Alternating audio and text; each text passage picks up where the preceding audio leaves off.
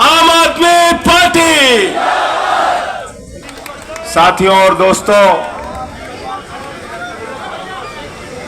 जब मैं जेल से बाहर आया तो पहले दिन तो मुझे ज्यादा जानकारी नहीं थी, लेकिन दूसरे दिन जब साथियों से बात की, पूरी जानकारी मिली और पता चला कि कितनी बड़ी गहरी साजिश के तहत आपके नेता अरविंद केजरीवाल को गिरफ्तार किया गया है।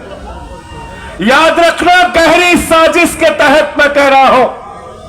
इस जंतर मंतर के ऐतिहासिक धरती से पूरे देश को बताना चाहता हूं, अरविंद केजरीवाल जी ईमानदार थे, ईमानदार हैं, ईमानदार रहेंगे।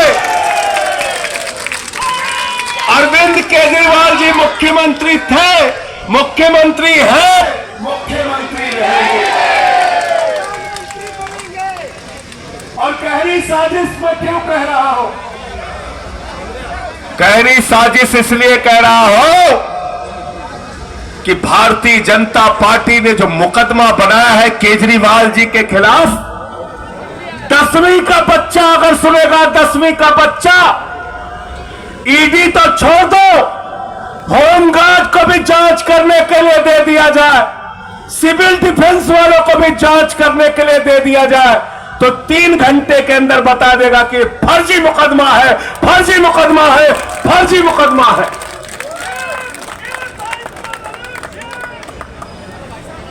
जरा ध्यान से सुनना और कार्यकर्ता साथियों, इसको घर घर में पहुंचाओ। कैसे गिरफ्तार किया गया केजरीवाल को? 162 गवाह ईडी के हैं, 162 गवाह, 294 गवाह सीबीआई के हैं, 294 गवाह, दोनों जांच एजेंसियों को मिला के 456 गवाह है, 456 गवाह। दोनों जांच एजेंसियों ने मिलाकर 50,000 पन्ने की चार्जशीट तैयार की है, 50,000 पन्ने की। और आपको मालूम है, 456 गवाह और 50,000 पन्ने में केजरीवाल का नाम कितनी बार आया? कितनी बार आया?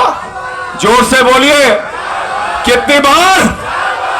456 में से मात्र 4 गवाहों ने केजरीवाल का नाम लिया।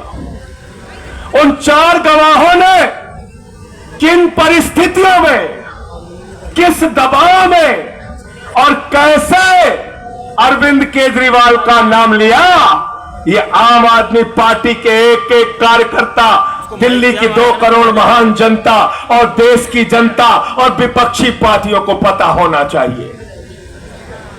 मैं चाहूंगा हमारे साथियों के पास अगर वो फोटो हो मंगुंटा रेड्डी की तो मुझे जरूर दे दी जाए। साथियों और दोस्तों, एक व्यक्ति है मंगुंटा रेड्डी, दूसरा व्यक्ति है उसका बेटा राघव रेड्डी, तीसरा व्यक्ति है शरद रेड्डी, चौथा व्यक्ति है सी अरविंद। इन 4 लोगों ने नाम लिया। बात करते हैं मंगुंटा रेड्डी की। मंगुंटा रेड्डी के घर 16 सितंबर 2022 को ईडी छापेमारी करती है। कहते केजरीवाल से क्या मिले थे आप? उसने कहा हाँ मिले थे। क्यों मिले थे? अपने चैरिटेबल ट्रस्ट के लिए जमीन चाहिए थी। उसके बयान लिए गए।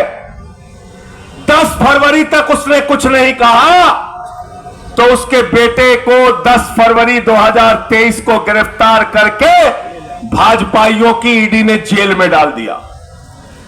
उसके बेटे से पूछा केजरीवाल का नाम ले, पहली बार कहा नहीं लेंगे, दूसरी बार कहा नाम ले, उसने कहा साहब नहीं लेंगे, तीसरी बार कहा नाम ले, उसने कहा साहब केजरीवाल ने कुछ किया ही नहीं तो कैसे नाम ले, चौथी बार कहा नाम ले, उसने कहा साहब केजरीवाल से कोई मतलब नहीं तो कैसे नाम ले, पांचवी बार कहा नाम ले, नहीं लेंगे, 6वीं बार कहा नाम ले, उसने कहा नहीं लेंगे, 6 बार नाम लिया, 5 महीने की जेल बीत गई तो बोले जिंदगी भर जेल में सड़ेगा अगर केजरीवाल का नाम नहीं लेगा।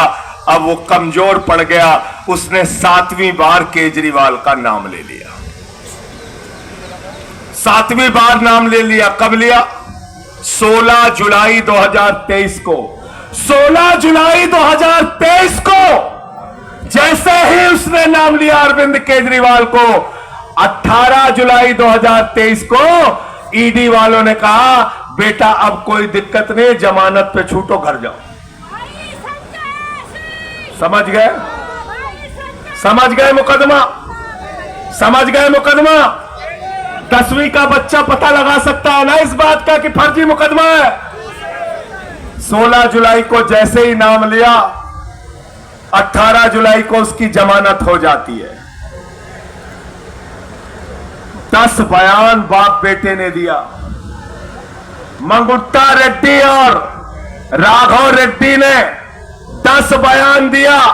10 बयान में बाप बेटे के अंतिम 2 बयानों को ईडी वालों ने कहा यह सही है, कोर्ट के सामने रख दिया। 8 बयानों को छिपा के रख लिया, बोले अनरिलाइड डॉक्यूमेंट है, जिसमें केजरीवाल के ईमानदारी का सबूत है। वो कागज ईडी छुपाती है। भारतीय जनता पार्टी की गहरी साजिश ये है साथियों। हमारे वकील गए न्यायालय के सामने, उन्होंने कहा हुजूर माई बाप, हम आरोपी जरूर हैं लेकिन हमारे कागज छिपाए क्यों जा रहे हैं, हमें दिखाइए तो।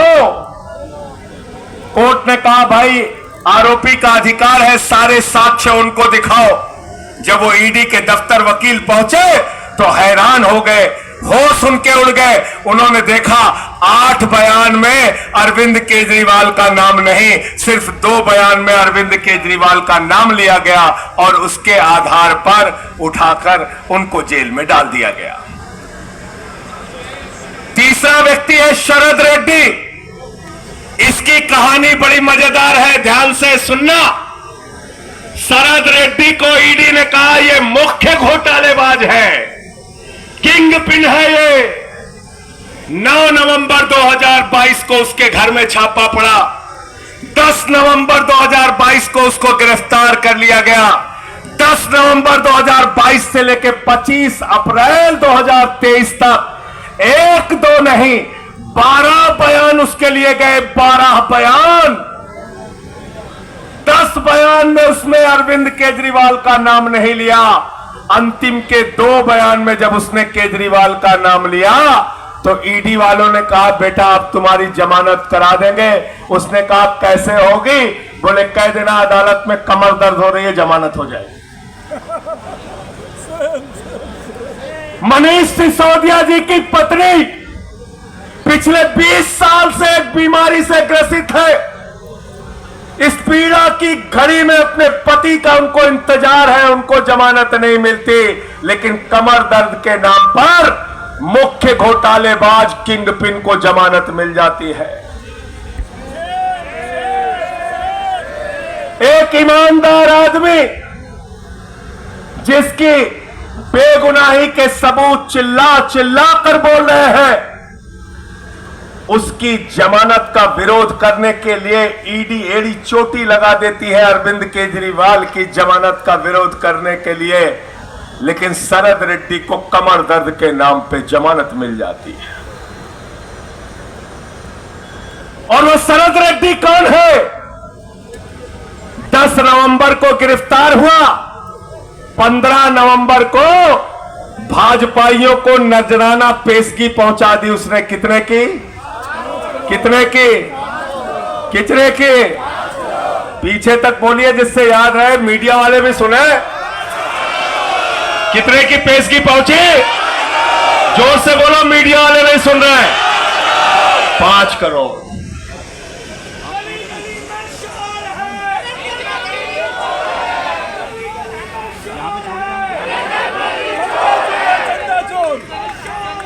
बीजेपी चोर है, बीजेपी चोर है। बैठ जाओ।